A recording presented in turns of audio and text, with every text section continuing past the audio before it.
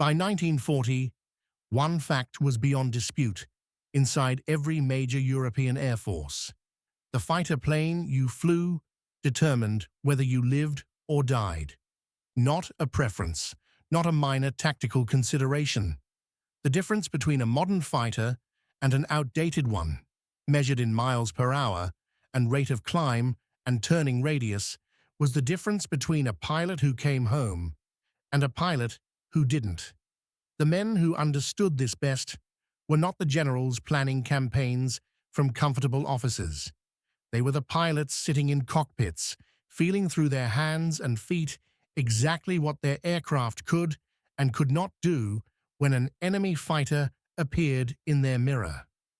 By 1940, that gap between the best fighters in the sky and the worst had never been wider in the history of aviation. The Supermarine Spitfire, which the Royal Air Force had been flying since 1938, represented the absolute cutting edge of what aeronautical engineering could produce. Its Rolls-Royce Merlin engine generated over 1,000 horsepower. It could reach 370 miles per hour in level flight.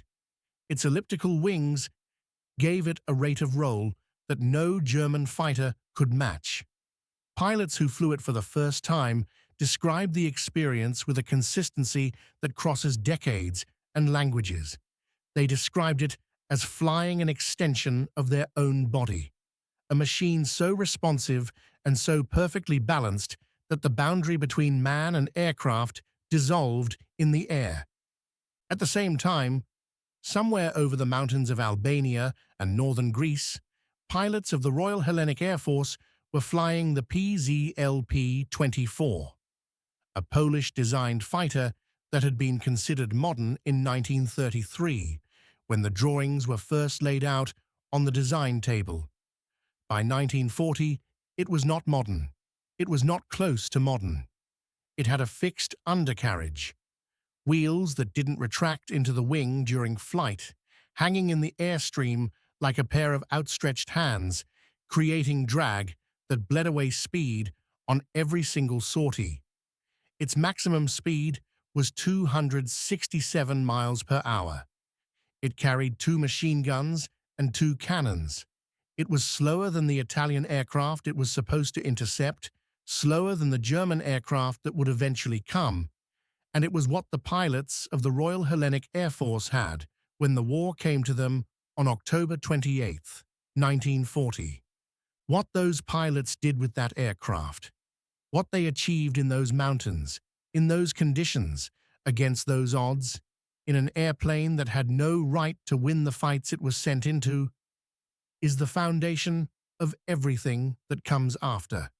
It is the reason that when Greek pilots eventually climbed into a Spitfire for the first time and felt what a real fighter could do, the reaction was something more than admiration. It was the specific, earned astonishment of men who had spent years doing the impossible in a machine that made the impossible harder than it needed to be. This is their story. To understand what the Spitfire meant to Greek pilots, you have to understand what they had been flying before it arrived. The Royal Hellenic Air Force in 1940 is not a powerful institution. Greece is a small country with a small military budget and a long coastline to defend. Its air force has been built from whatever equipment could be purchased, borrowed or licensed from European manufacturers throughout the 1930s. A mixed collection of aircraft from different nations, different generations, and different design philosophies, held together by the professionalism of the pilots flying them and the mechanics maintaining them, rather than by any coherent modernization program. The PZL P.24 is the best fighter Greece has when Italy invades on October 28, 1940. It is a gull-winged monoplane with an enclosed cockpit, more modern in appearance than the biplanes of the previous decade. But its fixed undercarriage marks it immediately as a product of an earlier era. Every time a PZL takes off, Those fixed wheels are hanging in the airflow, adding drag, costing speed, telling anyone who understands aircraft design that this machine was conceived before retractable undercarriage became standard on combat fighters. The Italian Fiat CR-42 biplane that Greece is also facing has comparable speed. That fact alone tells you everything about where Greek aviation technology stands in 1940. And yet, when Italy invades Greece from Albania on October 28, 1940, the date Greeks still celebrate as the day their Prime Minister Ioannis Plagis answered the Italian ultimatum with a simple, unambiguous no, and Italy invaded just hours later. The Royal Hellenic Air Force takes those PZLs into the air and fights, not defensively, not cautiously, with the kind of aggressive, forward-leaning combat doctrine that produces results nobody outside Greece expects to see. The historical record on Metaxas's actual response is worth a moment. In the room that night, speaking to Italian Ambassador Emanuele Grazzi, who had delivered the ultimatum at 3 in the morning, Metaxas responded in French, the diplomatic language both men shared, with the words, "Alors, c'est la guerre." Then it is war. The single word that became the people's rallying cry came from the streets in the hours that followed, from ordinary Greeks who understood what their prime minister had decided and made his refusal their own. The defiance belonged to Metaxas. The word belonged to Greece.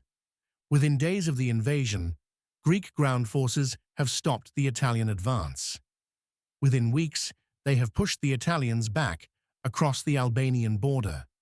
Within months, Greek troops are advancing into Italian-held Albania itself, capturing territory, taking prisoners, humiliating an Italian military that Mussolini had promised would roll over Greek resistance in weeks. It is the first Allied land victory of the entire Second World War. And in the sky above those mountains, Greek pilots in their PZLs and their Hurricanes and their Bloch MB-151s are doing what they can with what they have, engaging Italian aircraft, protecting Greek ground forces, paying a price in blood for every sortie in machines that were already obsolescent when the war began. The pilots who survive this campaign carry something with them into everything that comes after, a specific, earned understanding of what it means to fight at a disadvantage, to take an aircraft that is slower than the enemy's, less maneuverable than the enemy's, less armed than the enemy's, and still press the attack because the alternative is to leave the soldiers on the ground below without cover. These pilots know, in a way that only combat teaches, exactly what the limitations of their aircraft cost them. They know it in the split seconds when an Italian fighter pulls away from them in a climb they cannot match. They know it in the moments when the speed they need to close the gap simply isn't there. They know it in the friends who don't come back from sorties that a better aircraft might have made survivable. This knowledge is what they carry with them into exile, because Germany enters the war against Greece in April 1941, and everything changes. The Wehrmacht drives through Yugoslavia and into Greece with a speed and force that the Greek army, exhausted from months of fighting in Albania, cannot stop. British forces that have come to assist are overwhelmed.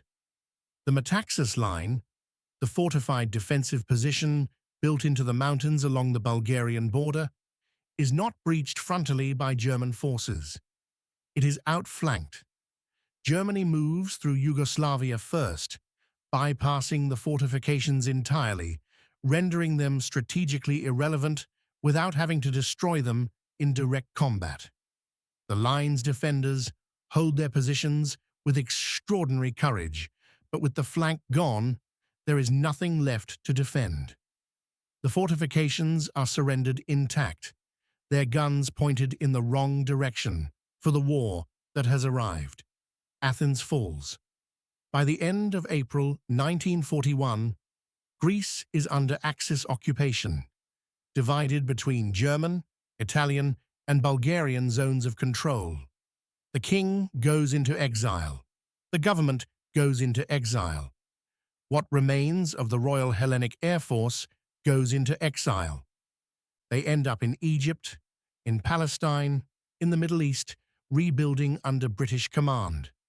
The Royal Air Force absorbs the Greek squadrons into its structure. Number 335 Squadron formed in October 1941. Number 336 Squadron formed in February 1943. Greek pilots fly British aircraft on British operations, integrated into the largest air force in the world, learning new equipment, new procedures, new tactics. They fly Hurricanes first, a vast improvement over the PZL, faster and more capable, but still not the aircraft that pilots who have seen what the RAF's best can do are quietly dreaming about. Among the Greek pilots who end up in the RAF's orbit is a young man whose path to the cockpit is more complicated than most.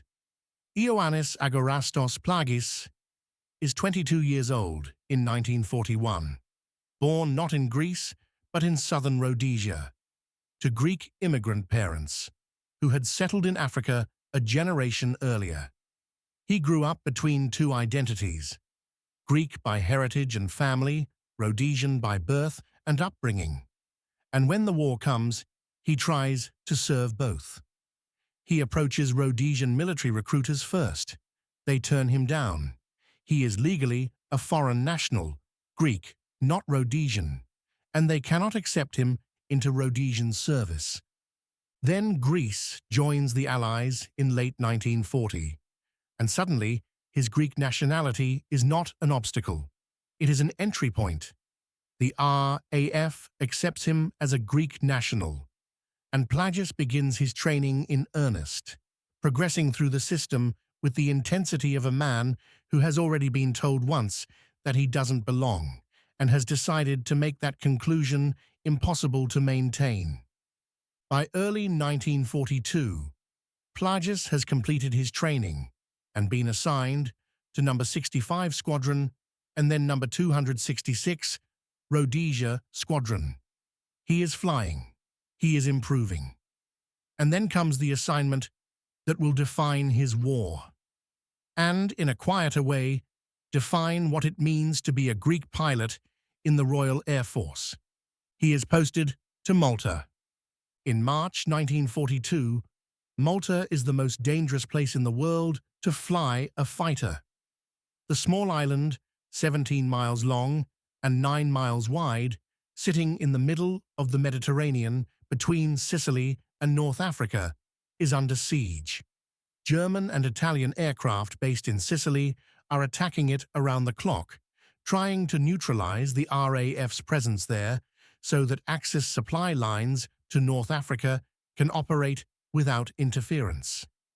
The island's garrison and civilian population are surviving on minimal food, minimal fuel, and the courage of the pilots defending them. Those pilots are outnumbered. Their aircraft are being destroyed on the ground between sorties. The losses are severe enough that experienced RAF commanders are filing reports questioning whether Malta can be held at all. The aircraft arriving to reinforce Malta's defense are Spitfires, the first significant deployment of Spitfires to a combat theater outside Britain.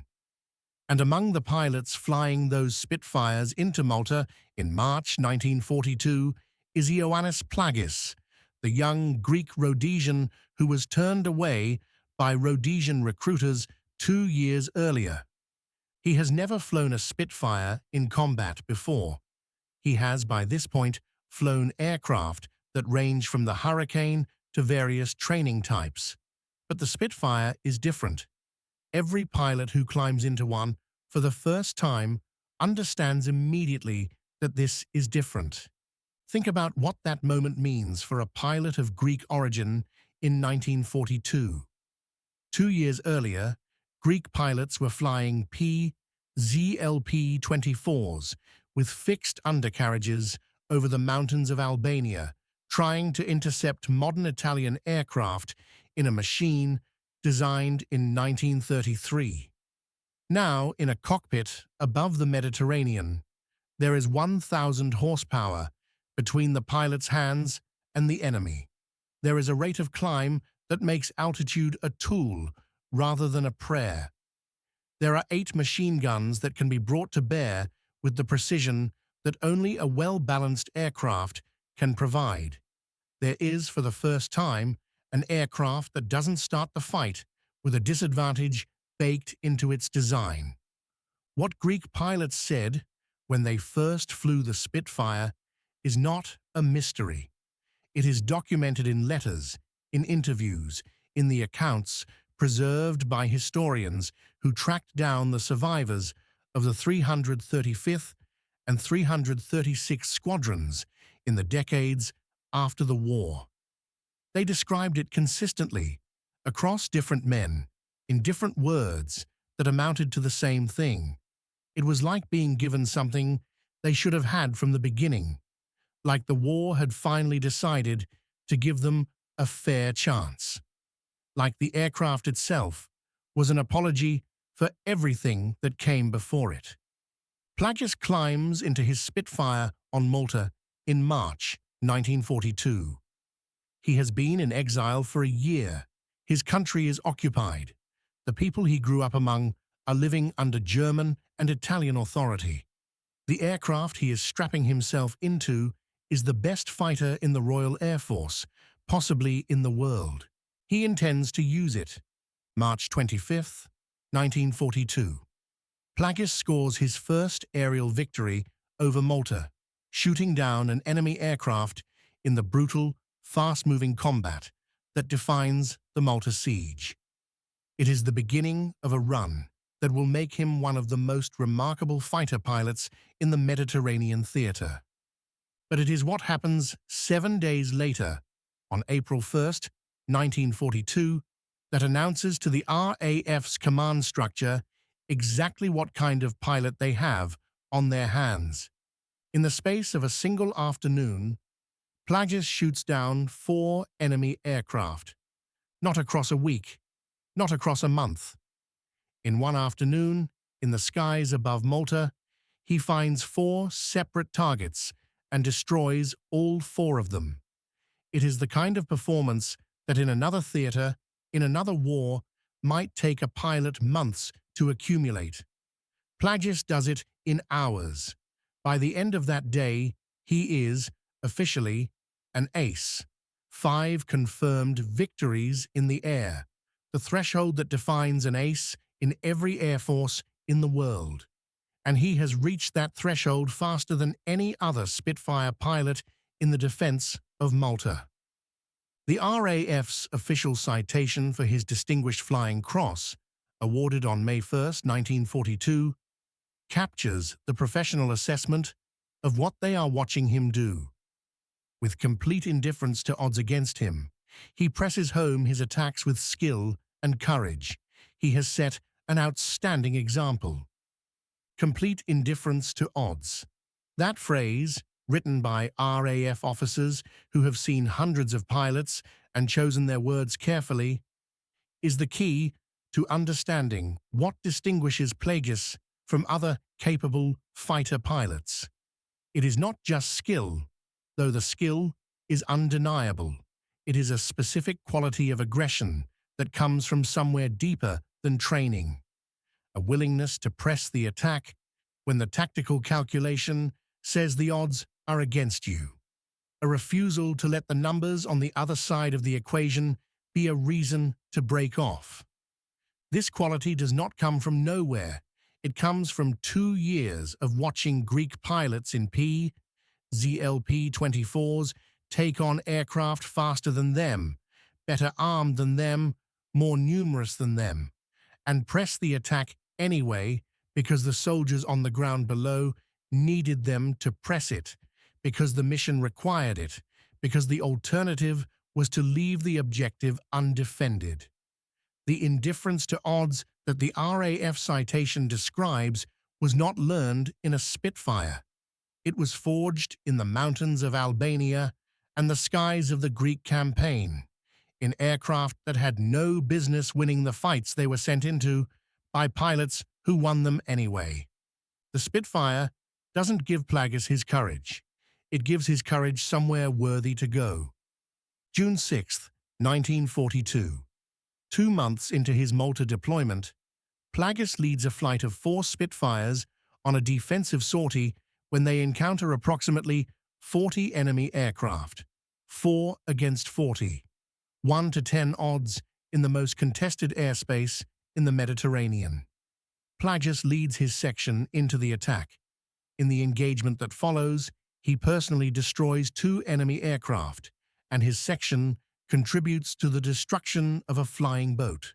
4 Spitfires engage 40 aircraft and come out ahead. The bar to his distinguished flying cross follows on June 26, 1942. The citation is specific. Flight Lieutenant Plagis has destroyed 10 aircraft, probably destroyed 2 and damaged 4 since his arrival in Malta. 10 confirmed kills in approximately 3 months of combat, almost entirely in the defense of a besieged island against an enemy attacking around the clock with numerical superiority. By the time Plagis is withdrawn from Malta in July 1942, the RAF rotates pilots out of the siege to prevent the accumulated stress of constant combat from destroying their effectiveness. He has 11 confirmed kills over Malta alone, 11 aircraft destroyed in roughly 4 months of combat, in conditions where surviving each sortie is itself an achievement, against an enemy that has numerical and sometimes quality advantages on any given day. The other Greek pilots flying in the Mediterranean theater are accumulating their own records. The 335th Squadron and the 336th Squadron are building reputations within the RAF as units that perform beyond what their numbers would suggest. British officers who serve alongside them note the same quality that the RAF citation identifies in Plagis: a forward aggression, a disregard for odds, a tendency to press attacks that other pilots might break off. It is not recklessness.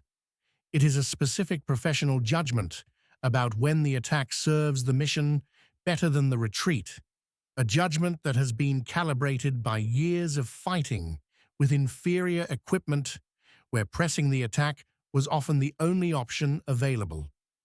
Back on the ground between sorties, the Greek pilots in the RAF talk about what the Spitfire means to them. Their words are preserved in interviews and accounts gathered by historians of the Greek Air Force in the decades after the war.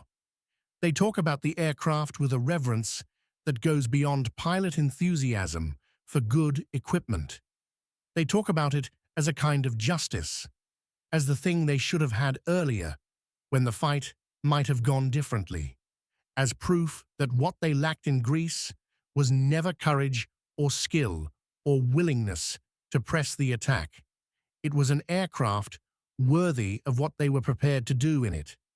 One pilot, interviewed years after the war, described the first time he flew a Spitfire after the campaign in Greece in words that have been quoted by Greek aviation historians ever since. He said that sitting in the cockpit, feeling the response of the controls, understanding what the aircraft could do, he thought of his friends who didn't come back from sorties in the PZL. He thought about how many of those sorties might have ended differently. And then he pushed the throttle forward, and the Merlin engine delivered its 1,000 horsepower through the airframe. And for the first time since the war started, he felt like the fight was fair. If you've followed this channel for any time, you know that this is exactly the kind of story that official history tends to bury, not through conspiracy or deliberate suppression, but through the simple gravitational pull toward the stories that are already famous, already told, already safe to repeat. Greek pilots in Spitfires over Malta is not in most history textbooks. Ioannis Plagis is not a name most people know. The 335th and 336th Squadrons are footnotes in most accounts of the RAF's Mediterranean campaign. They were not footnotes to the men they flew against, and they were not footnotes to the men they flew alongside. If this story is connecting with you, if you're thinking about what it means to have fought for years in the worst conditions with the worst equipment and then finally be handed something worthy of what you were willing to do, that subscribe button and that like button are how you tell us this kind of story is worth continuing to find and tell. Hit both of them. This channel exists for exactly this. The contribution of Greek pilots to the RAF's Mediterranean campaign extends well beyond the individual combat records of men like Plagis.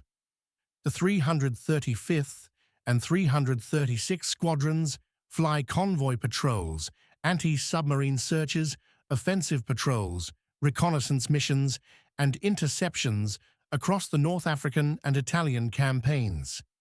They are present at operations against German garrisons in Crete and Aegean Islands. They fly in Italy from May to November 1944. They return to liberated Greece in November 1944 as part of the force that follows the German withdrawal, flying Spitfires over the country they had been defending in exile for 3 years. The strategic significance of Malta itself, the island these pilots defended through the siege of 1942, is difficult to overstate. Malta sits astride the Axis supply route to North Africa.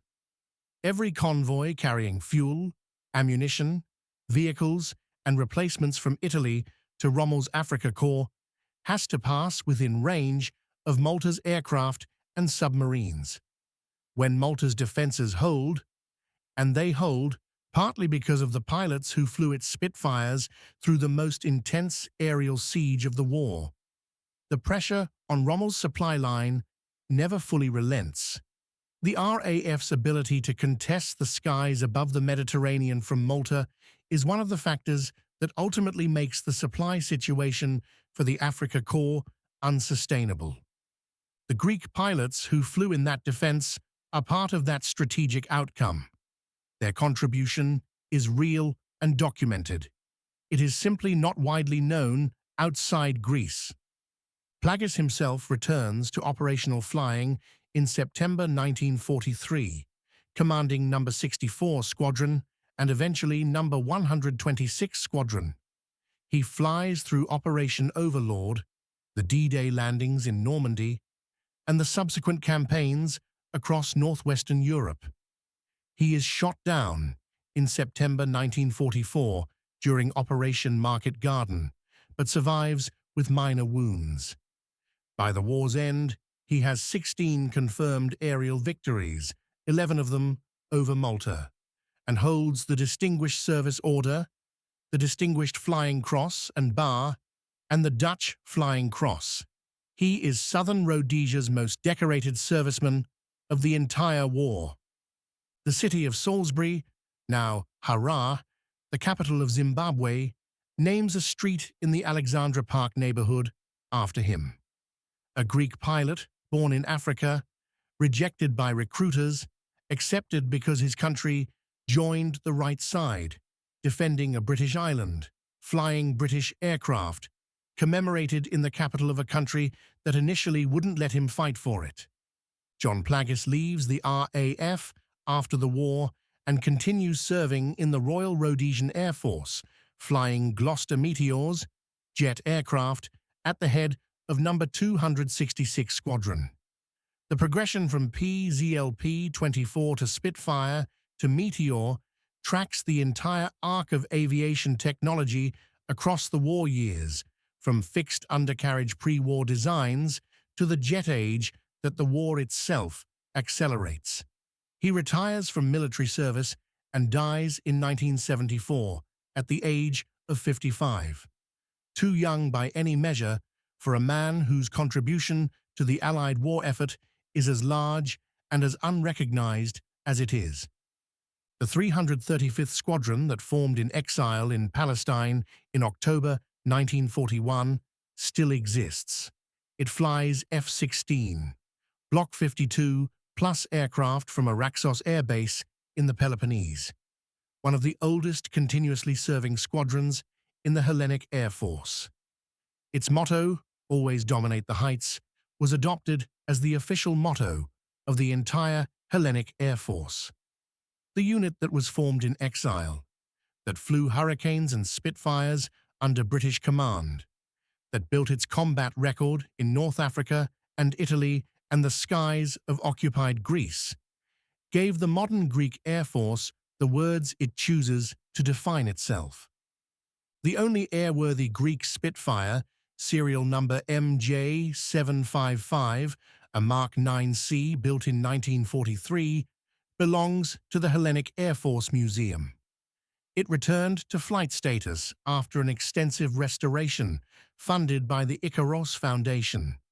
The costs covered by private donors who understood that keeping this aircraft in the air was keeping a piece of history alive in the most direct way possible. It still flies at air shows.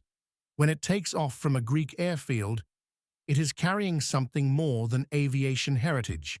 It is carrying the memory of the pilots who flew Spitfires in exile, who built their combat records in the Mediterranean skies, who came home to a liberated Greece in November 1944 after 3 years of fighting for it from somewhere else.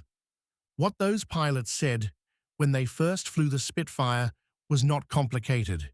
It was the recognition felt through the hands on the stick and the feet on the rudder pedals and the engine's response to the throttle that the aircraft they were finally flying matched what they had always been willing to do, that the gap between what their courage demanded and what their equipment could provide had finally closed, that the fight was, at last, fair. It had taken longer than it should have. It had cost more than it needed to. But when the Spitfire's Merlin engine finally put its power at the disposal of pilots who had spent years doing the impossible in aircraft that made the impossible harder, the result was exactly what anyone who understood what those pilots had already survived might have predicted. They were extraordinary in bad aircraft. In the Spitfire, they were something else entirely. We carry these stories carefully, every fact verified, every name checked, every detail earned. If that standard matters to you, subscribe and hit the bell so you never miss one. Where are you watching from? Drop your country below. And if this story connects to your family's history, any family, any country, tell us. These moments belong to everyone. Thank you for giving Ioannis Plagis and the pilots of the 335th and 336th Squadrons the audience their combat record always deserved. They dominated the heights. You made sure the story didn't stay buried.